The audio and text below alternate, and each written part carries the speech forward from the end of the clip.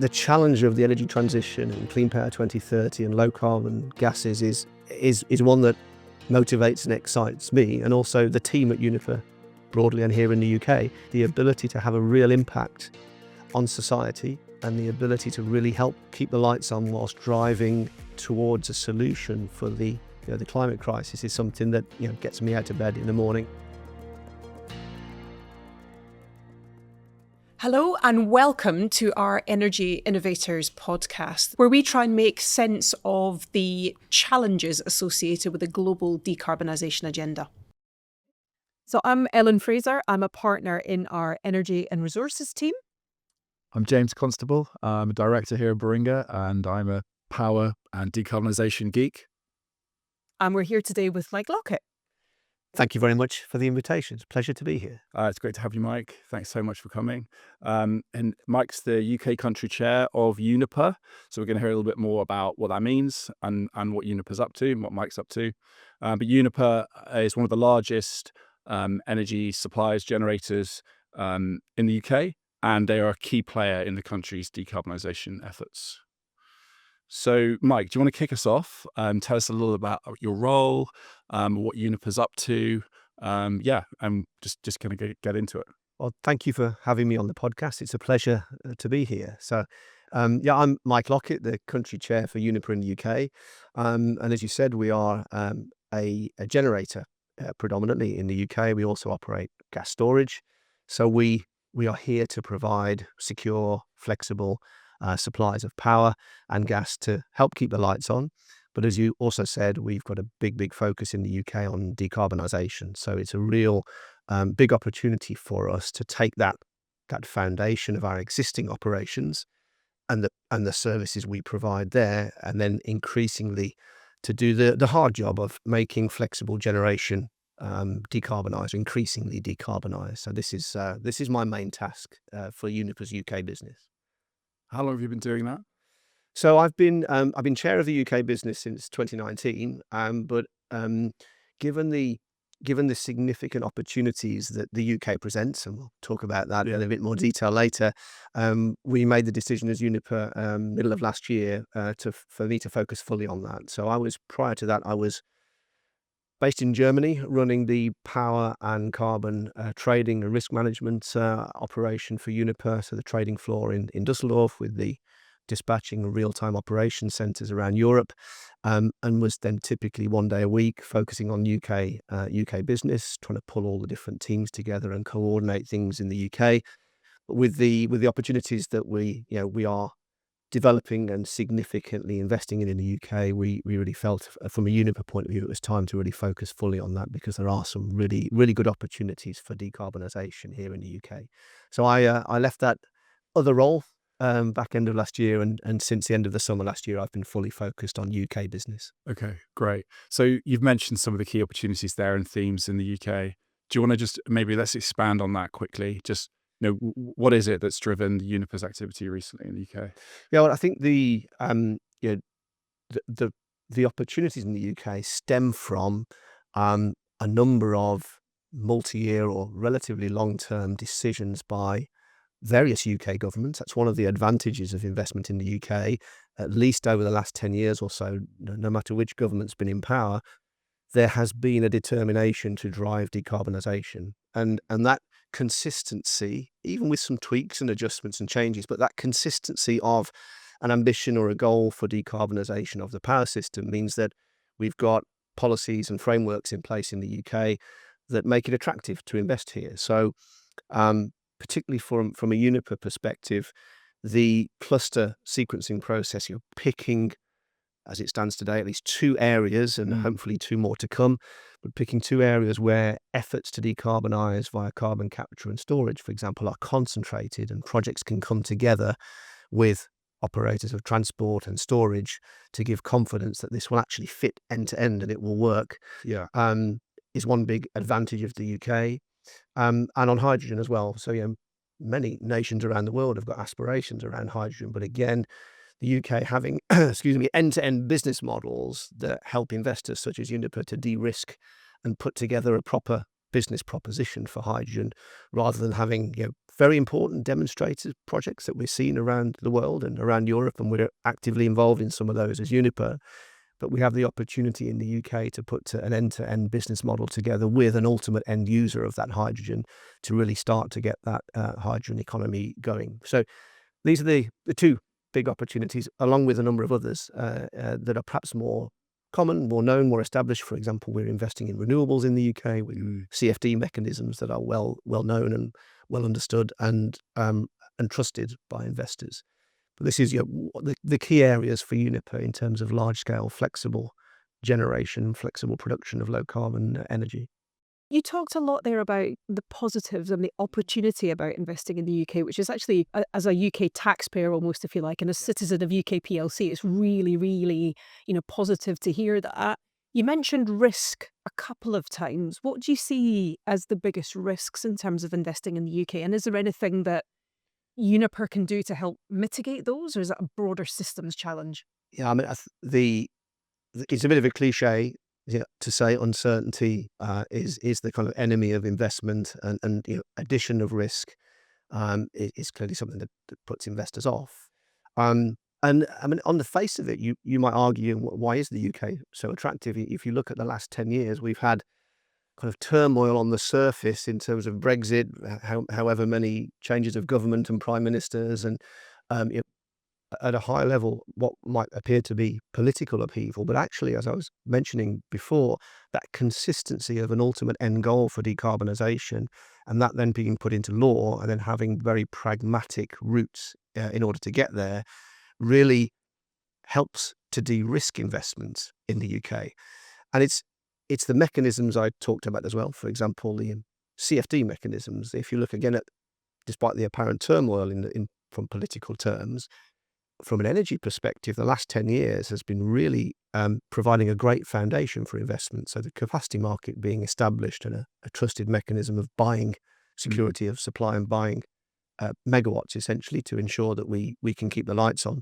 The bedding in of CFD mechanisms, and those proving that they can attract investment, de-risk projects, drive competition and drive costs down, as we've seen from a number of technologies.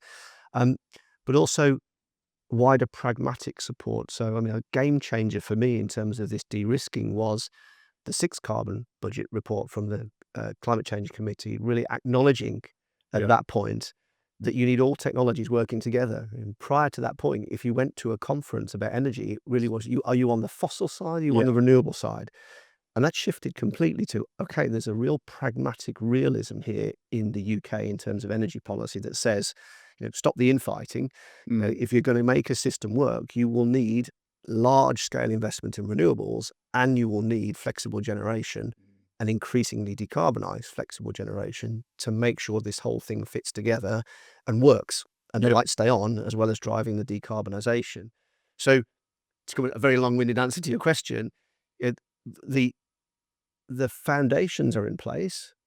It's really about making sure that those foundations then turn into real projects and real initiatives and real business models that actually start to bring that investment forward. And Mike, you're one of a number of investors that are working in this space.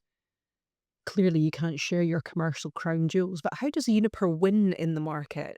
Agility seems to be something that absolutely you have to be on top of, given how quickly things are evolving. But what else is the secret sauce, if you like, of an organisation like Uniper? I think from a Uniper point of view, it's starting from that base of credibility. So we have got a number of existing sites, assets, and importantly, people that have got a proven track record of investing in existing technologies that are reliable, operated safely. And when we basically say we're going to make an investment and deliver, then we deliver on that. Now, that track record over the last 10 years of Uniper's existence has been predominantly around fossil-based generation and fossil-based provision of flexible gas supplies.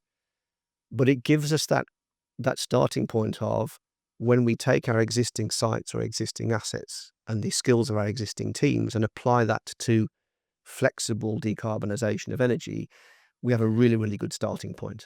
There's no doubt about it. We've got to have all the prerequisites in place as well, in terms of a great supply chain, in terms of the design capability, and putting together a really credible bid for these essentially government-backed competitions. But we've got that great starting point to work from. I think the other advantage in terms of the competitive element we bring, you have to pick and decide where to develop and make sure that you're attractive to what essentially the nation needs in this perspective. So one of our early carbon capture and storage projects was based around our grain CCGT in the southeast. It's a relatively modern plant that we were planning to retrofit carbon capture to and then ship CO2 round to the Acorn storage, which would be a Track 2 cluster project.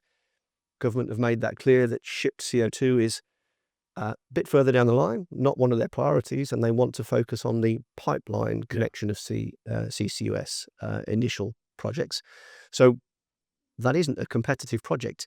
Nothing against the team that have developed that or the technology that was being worked on there, but we shifted our focus from that as a priority project, and our main focus now is on 2 carbon capture projects that are in the existing Track 1 or Track 1 expansion clusters. So this is Connors Quay in North Wales, which is in the HyNet cluster, and then Killingholme, the Killingholme project, which is in the Humber region, which could connect to the existing East Coast cluster or the potential Track 2 Viking connection when it comes. Yeah.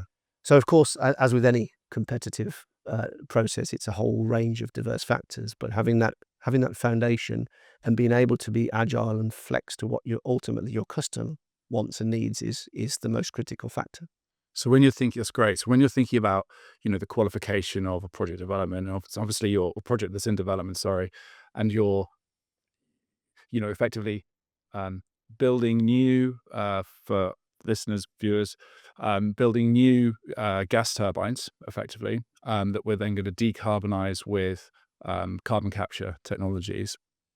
What do you think are the main things that the government is really looking for when you're bidding in effectively or bilaterally engaging with the government on those projects? I think it's an easy answer in terms of the trilemma, right? I mean, but still very, very important to get all 3 aspects of the triangle right. We have to make sure that we can deliver reliable supplies. The reason we are building new assets is to make sure ultimately that we can keep providing secure supplies of energy to the UK, whether that be homes, factories, businesses. It's really critical. So reliability. The reliability element, resilience and security of supply is critical. There's a decarbonisation agenda, of course, behind this. So everything that we are currently developing is trying to provide that mix of flexible, secure supplies of increasingly decarbonised energy. And the third one, obvious statement, but the affordability is critical. So this has to be justified ultimately to bill payers and taxpayers via whichever means is chosen by government. And this is something we're very, very conscious about. So take, for example, the Connors Quay project. One of the reasons we developed that is because it's an existing site. It's coming to end of life. It was built in the 1990s. It was expected to close around about now, so mid 2020s. But we've invested in it already to take its life through to the end of the decade. But if we don't invest in that site, it will close. It will come to the end of its natural life, and that will be roughly 1.3 gigawatts of flexible generation that's no longer on the system. Which will have a big impact on the system price, right? Which will certainly have an impact on the ability to balance the system in terms of contributing that really flexible power. So developing the project on that site might, on the one hand, seem obvious, but there's other benefits there in Connors Quay. We've got the existing people, teams, asset experience. The site was formerly a coal station, so it's been coal, it's now gas, and there's a lot of land that we own there where we can make full use of then the existing power connections, water connections, cooling water, and the skills of the people on site to develop an additional or a new power plant with that flexible power supply capability. But importantly, Connors Quay was built to take gas from Liverpool Bay, so there's an existing pipeline coming from Liverpool Bay that used to feed natural gas into the site. We also had a dual connection with the national transmission system. That pipeline and the depleted gas fields are now no longer in use. And that is the pipeline that is intended or will be used by HyNet to take CO2 out and store it offshore. Which is a great So point. the affordability, I mean, it's still a significant investment. It's still going to be low carbon flexible energy will still be more expensive than unabated flexible energy. But in terms of that whole cost efficiency, making full use of the assets we have in the UK, from our perspective, we see that as a competitive advantage that we want to bring And to the is table. the smart money often going into repurposing existing infrastructure, therefore, as opposed to building a lot of new stuff? I think the easy answer to that is you need all sorts, actually. Yeah. I mean, the scale of the decarbonisation challenge is so huge. It isn't necessarily a case of, we must always retrofit because that, or, we must always make use of existing sites because actually we believe we should do that because those are the first projects to get off the ground that have, in my opinion, the best chance of being economically viable and also technically viable because we're making full use of the infrastructure and the capability on those sites. And that's why we're pushing and progressing those. But the scale of the challenge means we will need to we will need to essentially build on a whole raft and range of sites around the UK if we are going to really build enough flexible low carbon generation capacity to help us get to that Clean Power 2030 target. So in a similar way to in 2019 when it was renewables or fossil, now it really is about how do we as a UK nation bring a pipeline of these projects together. We genuinely want to see, we think this is something that the UK can have a significant advantage in if we build both the technology on the generating sites, have the offshore infrastructure as well, but also the supply chains to make sure that we keep as much of that value in the UK and really build on that. So we want to see scale in that as well, not just only a Uniper project. We want to see this as an industry really building. You're touching on the industry point there, but many organizations find partnerships hard because they want to do things their way. How do you choose who you partner with, and what makes good partnerships really come together and work effectively? The decision on, first of all, whether to partner, and then if so, who to partner with, really significantly depends on the type of project we're progressing. So there are projects around the Uniper business where we always seek to partner, and others where we develop ourselves and take that forward as our own Uniper project. So we basically see it depends on from project to project in terms of what we need to bring to the party. And it may well be that Is your instinct to stay Uniper only as far as you can and then partner thereafter? not necessarily. Certainly, we want to for the projects I'm talking about, so Connors Keek and our other projects around hydrogen and Killinghome in the Humber region. They're Uniper-led projects, and we will maintain that. But we may well seek support and partners from others as we take some of those projects forward. Others of them we'll develop ourselves and take them through into operation. The Humber Hub project is already a partnership, and that's a good example in terms of, you talked about perhaps what are some of the risks or the barriers to investment. From a hydrogen perspective, it's really critical from Uniper's perspective to get the end-to-end hydrogen business model really working. We've got a great business model for low carbon hydrogen production, but we haven't really yet got the transportation, storage of hydrogen, even end user models to really take up that use of hydrogen. So in the Humber, around our Killinghome existing power generation site, where we plan to build electrolytic hydrogen production, we've partnered with Phillips 66, the refinery. They are looking to convert some of their on-site processes to hydrogen. And the only way we could make that project fly was really working together. Because if we can produce the hydrogen with a low carbon hydrogen business model, but we need to make sure we've got that guaranteed offtake. So in that particular example, that's a really clear example of where partnering was essential because we couldn't de-risk the project otherwise. So That's so often what I think we get involved in, isn't it? In terms of trying to bridge the gap. Yeah. Commercially viable route to market and offtake agreements. Yeah. Often you have different industries who maybe you don't even speak the same language, right? So you're clearly power expert, investment, infrastructure investment development expert. But if you're a data center or a widgets maker, in the area, trying to understand actually what is the supply chain risk associated with converting to a new fuel, or, what impact's that going to have on my bottom line. That's often where we're brought in to try and help. I don't want to say mediate, but like come to an understanding and help everyone understand the economics around, and the risks around, basically all this new stuff and change that has to happen pretty quickly. Yeah. You mentioned earlier that the UK is, from a hydrogen, just to kind of almost like pointing on the hydrogen element of that, it's really interesting. You mentioned the UK is really well positioned. It's got a lot of support, and as you said, there's a lot of infrastructure development and appropriate policies in place, arguably, to get that rolling. Do you think, from a hydrogen economy perspective, that more needs to be done to really get people to maybe incentivize or regulate the use of hydrogen at an industrial scale?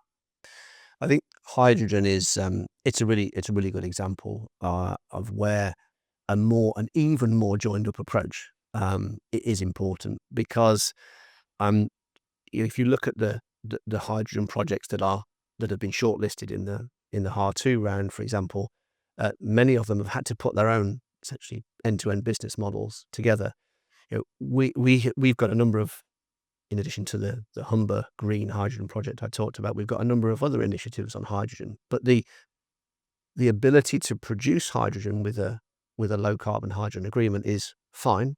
But if you've not got a raft of off-takers who are willing to sign X-year contracts, and they've not got the confidence because they're not seeing storage of hydrogen to kind of guarantee a conversion of their industrial process from natural gas to hydrogen, then the system doesn't fit together, and you'll get plenty of people nodding and expressing interest, but when it comes to putting ink on a paper in terms of an offtake contract, this is what's missing currently in terms of that joined up approach. Is that like an uncertainty risk, do you think? A supply chain concern? It's a hydrogen supply chain uncertainty and risk, and I think that there are proposals, and there has already been some progress on hydrogen transportation, hydrogen storage. But if you're a major industrial user considering a switch to hydrogen, and in your particular area you see no hydrogen network and no plans for storage that would give you that certainty around the security of the supply to your site that you're going to invest significant sums in converting, then I can understand why you wouldn't be willing to sign up to that. So the real call, if we want to get hydrogen going, is that it's really for government to link those initiatives, models, and putting those together. If you've got the opportunity to land one or two asks with government, what would they be? We need coordination of the timescales and driving forward the hydrogen transport and storage, and ultimately the end user industrial strategy that really pushes the use of hydrogen.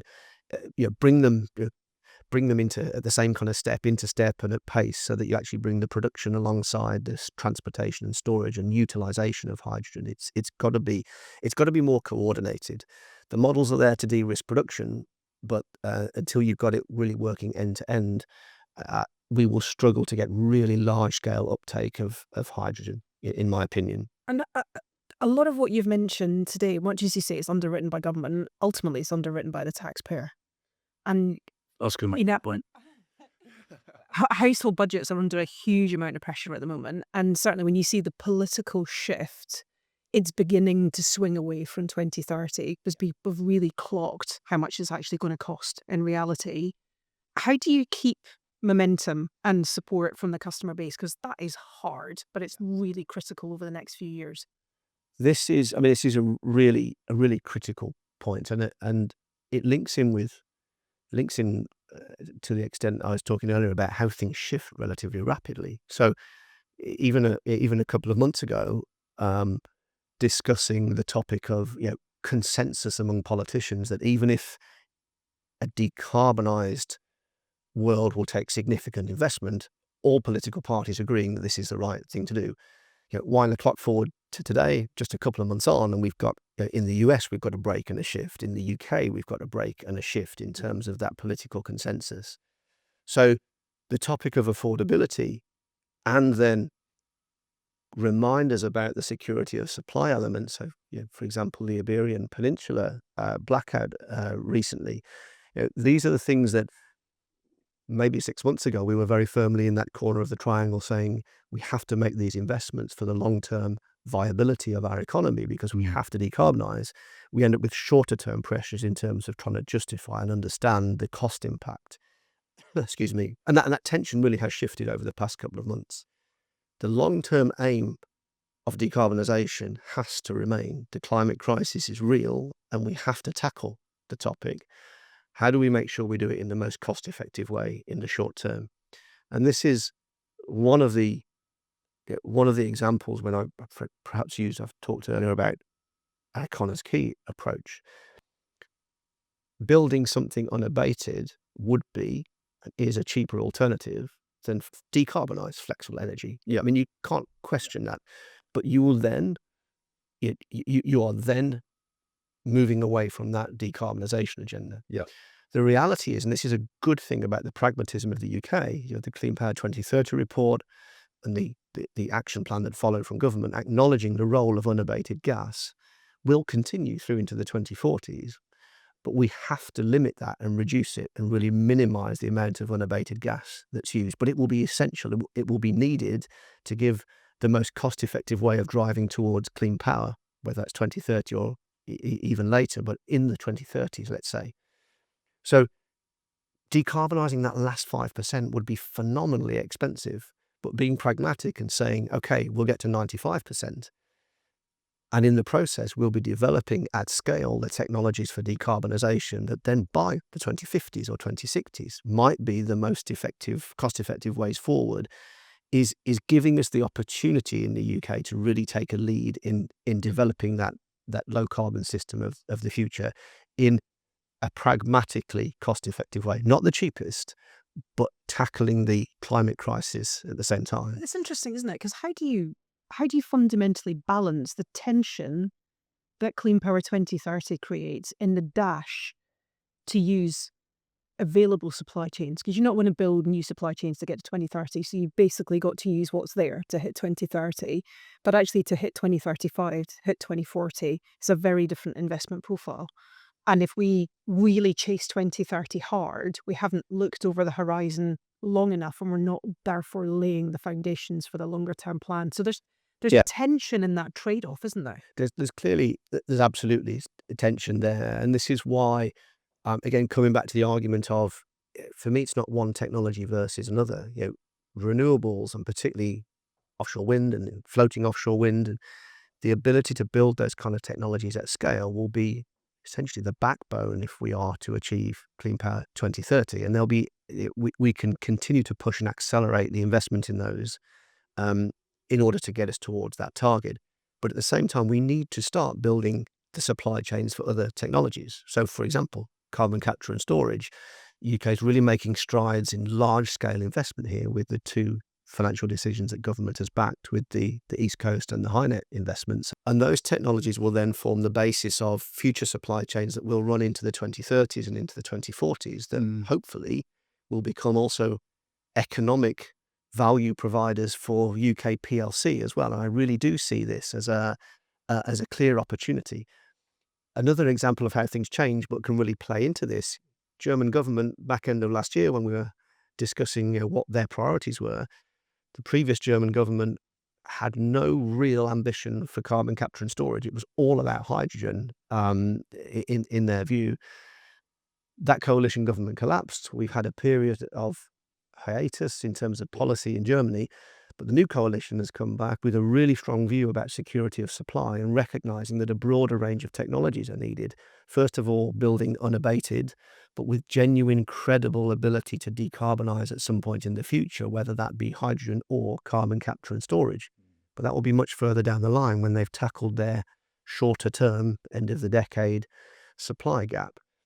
If the UK in the meantime has started to really build and understand and develop its supply chain in carbon capture and storage, there's a really great opportunity for the UK to start to export its knowledge and experience and supply chain capability outside of the UK. Sorry, Alan, yeah, and that's a really interesting point because you're right in principle. As long as we capture that and we are able to kind of export that knowledge and value from the UK out into the rest of, Germany's good example, another market that's going to need to follow suit if we're leading in that space. The government, from everything you've said, it sounds like the government is putting a lot of capital in, right, to these projects and trying to kickstart effectively these new, these kind of the decarbonisation of fossil fuels effectively. So new fuel technologies like hydrogen, or not even new, but new supply chains around it. And obviously the decarbonisation of gas. From an investment point, I get that. So if I was looking at that from Uniper's perspective, I look at that market and I go, great, I've got government subsidy, or I've got relief. There's infrastructure being developed, and there's a clear plan, and I can see how I can engage with that. Going forward, arguably, do you think there's more of a role to play for the private sector to then maybe have a bit more, for example, do regulations need to be relaxed so that the private sector can then kind of take control of that market and it evolve more naturally? Or do you think that's going to be something that will stay underneath almost like a government umbrella going forward? Because as you say, getting to 2030 is one thing, but then to really expand that out to meet the net zero targets, it's going to need to grow quite significantly. Those kind of initiatives will naturally transition, in my view. You would not find, and we haven't found, anybody willing to invest in the carbon capture, transport and storage infrastructure on a pure merchant standalone basis. But with the impetus that those government-backed clusters have given, there are organisations that are involved around the world in carbon capture and storage, and involved in some of these UK government-backed initiatives that are also considering merchant development of carbon networks and carbon storage. So having almost like the kickstart and the de-risking is attracting private investment. And if that then builds at scale, and there's a visible development of this as essentially a new industry and a new business model, then I believe it will start to attract private capital in significant volumes. We started to see that in terms of renewables, where there were CFD mechanisms and some merchant developments, pure merchant developments. So these are the kind of things that over time and over the next couple of decades that may well develop. But this is the key thing from my point of view. You can't wait and hope for that. It may well do. It probably will. And it could well, we could well find ourselves in a situation in 2050 or 2060 when the market has then decided that it's one technology over another. It could well be by that stage that the carbon capture in Europe, the market for carbon capture and assets in Europe is done. It's done its job in integrating and developing, and we're then developing carbon capture elsewhere around the world, and an abundance of renewables and green hydrogen that has got to scale and become so economic that is then the ability to provide flexibility comes from a combination of renewables and green hydrogen in CCGTs running on hydrogen may well be the solution by 2060. Might not. It might well be. We might still be bringing significant amounts of capital investment into technologies such as carbon capture. You can't make that decision today, and the only realistic way of achieving 2030 and then beyond getting to net zero is if you develop all of these different technologies in parallel. And coming. So you're hedging, basically. Yeah, absolutely, we're hedging, and I think this is the point. I was just about to. Perfect segue. Perfect segue, because you asked about affordability before, and which will be the cheapest technology. I have no idea. I don't know. But if you don't develop them and develop them at scale and give them a chance to compete, then you won't have the optionality that they bring. And look back to the NESO 2030 report and the Clean Power Action Plan. They modeled scenarios are everywhere in the energy industry. We know that. You make good business out of understanding and developing those.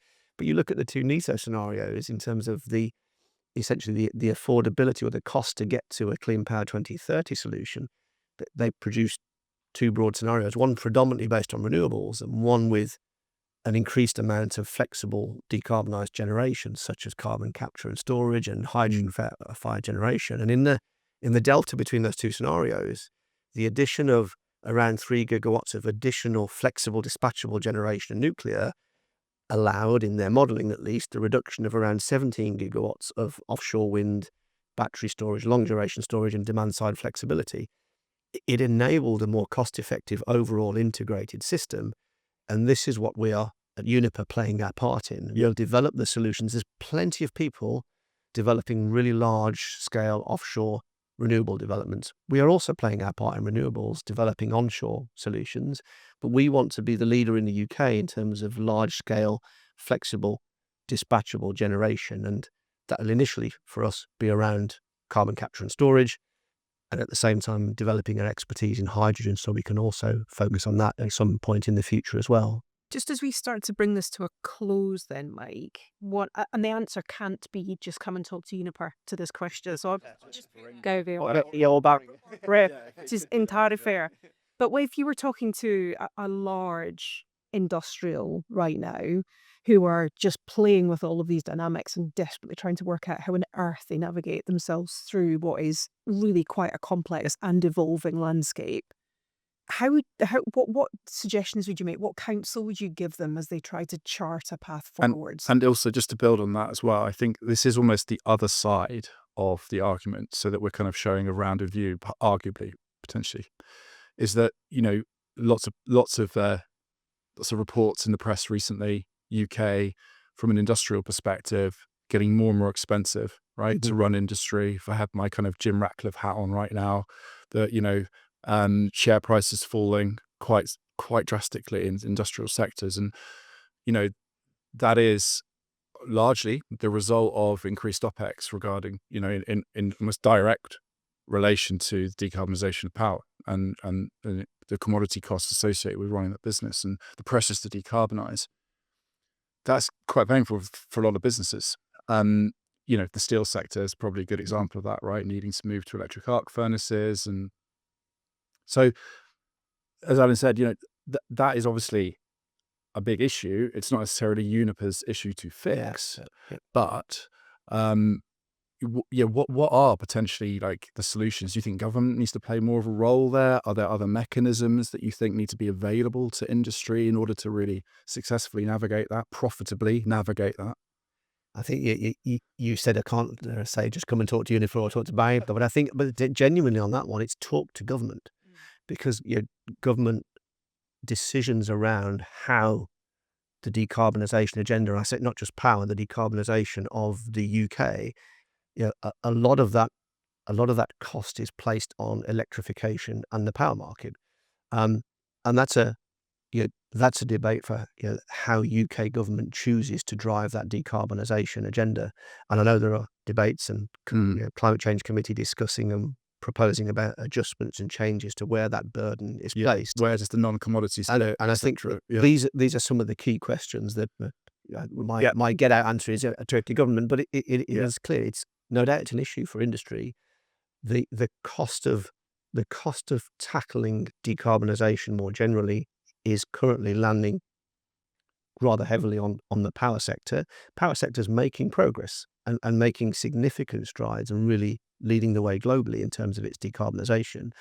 But how that then is taken forward in terms of overall competitiveness for the UK, that is a government topic. And I think that comes back to your point earlier around what is the ask, bringing policy together more, right? So linking this stuff together more, not necessarily having, the plan over here for hydrogen and CCUS, we have the plan over here for industrial decarbonisation, actually integrating that a bit more maybe. It's integration and it's also pace and progress. So, being the head of the UK business, and that's the role I have, is to try and so far we've been very successful in Uniper. Uniper is a European group headquartered in Germany, and there's competition for investment for the funds that we have available. My role is to make sure all the different teams in the UK pull together and present the most attractive investment propositions, and we've been pretty good at that, partly because we've got the projects, but also we've got those underpinning foundations from government. But if you imagine the discussions, Hard2 was supposed to be back end of last year, then it was Q1, and then eventually it was April. If you're persuading your investors or your owners or your main board, just wait another couple of months, things will come good. These are the kind of things that actually, despite having a great mechanism that investors trust, continual delays really start to dent and damage confidence. Again, take the example from a Uniper point of view. German new coalition government forms, has a really credible, really focused approach to security of supply and decarbonisation. And Uniper has significant project opportunities in Germany as well. So there's the keeping the pace, making sure these great foundations are properly coordinated is one element. Keeping the pace and keeping them moving to maintain that investor confidence is another really key one that is, from my perspective, really important so that I can continue to fly the flag for investments in the UK. And we will, and we will be able to attract significant private investment into the UK if those initiatives really do move forward at pace. Perfect. Thank you. Thank you all for listening, watching along with us. I hope you've enjoyed this episode, and please do keep connected to the podcast. We do publish them fairly regularly through LinkedIn, so have a look on LinkedIn and you'll see the rest of the series. Thanks so much and see you next time.